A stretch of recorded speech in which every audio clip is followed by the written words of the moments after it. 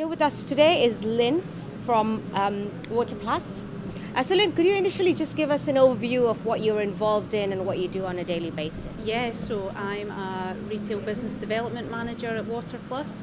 So I look after any customers that are interested in finding a supplier in the new deregulated English water market in Scotland that want to enhance the service and potentially consolidate their water needs to one company.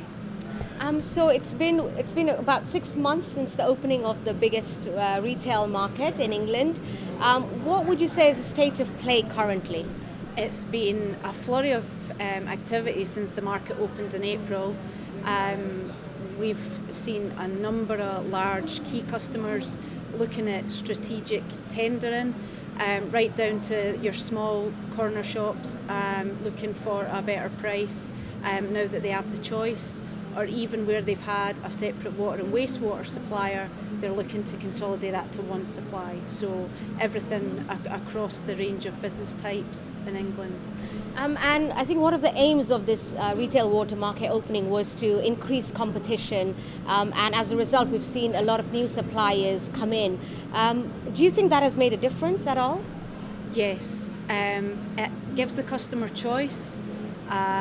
We allow the customer to be serviced the way they want, whether it's online through a portal for smaller customers versus a one-point contact for larger customers.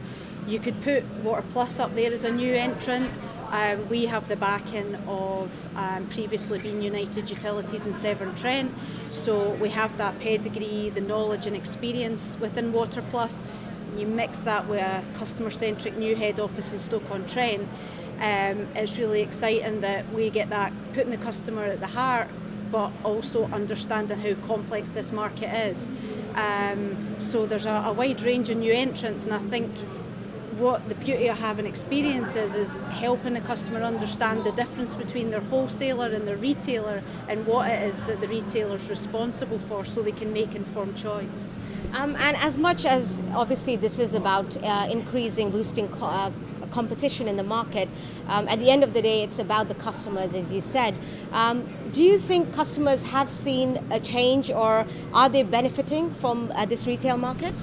Yes, they will benefit from the market. The smaller customers should be able to see discounts on their bottom line, potentially be able to do things quicker and easier online and get on with running their day-to-day business. For the larger customers, what they'll see when they decide on one supplier is cutting down on administration, having one dedicated point of contact, one emergency 24/7 number rather than across different wholesale regions, and they can vote with their feet. So if they're not happy with the service they get, they can go elsewhere. So yeah, definitely they will start to see the benefits. And like any new utility market opening up, there's always going to be those little learnings as we go along, and it's our job to help support the customer as they continue on that journey of taking all their supply data, which is only as good as the data they and the market operator have got, to be able to really benefit on having accurate billing, and therefore they're able to forecast and budget better going forward.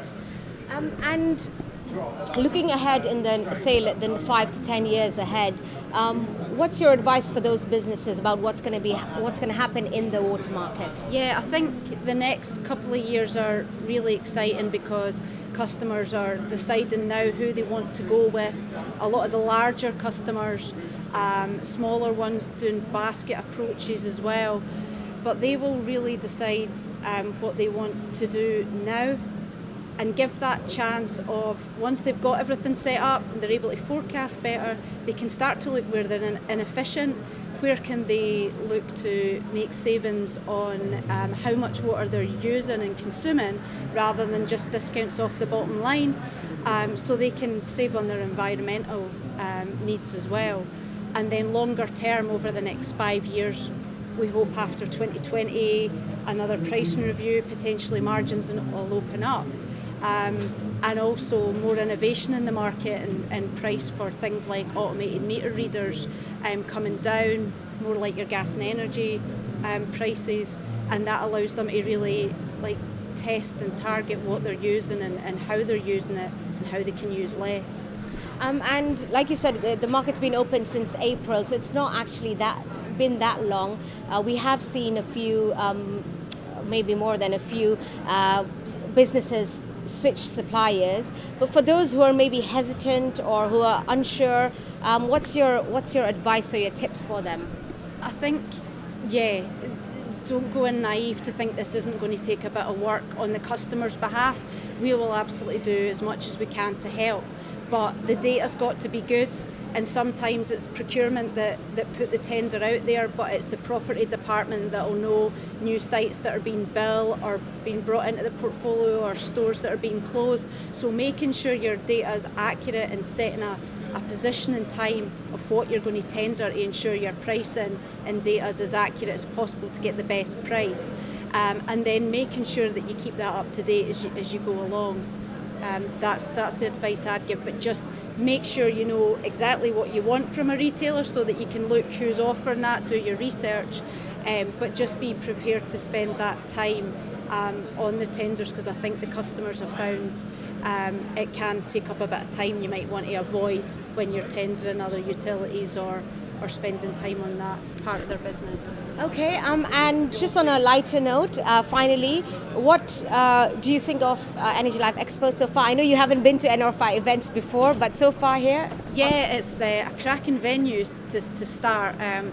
I've attended a lot of industry events, and it's great to see lots of customer faces that are recognised, but also new customers that potentially, like you say, haven't done anything in the water market yet.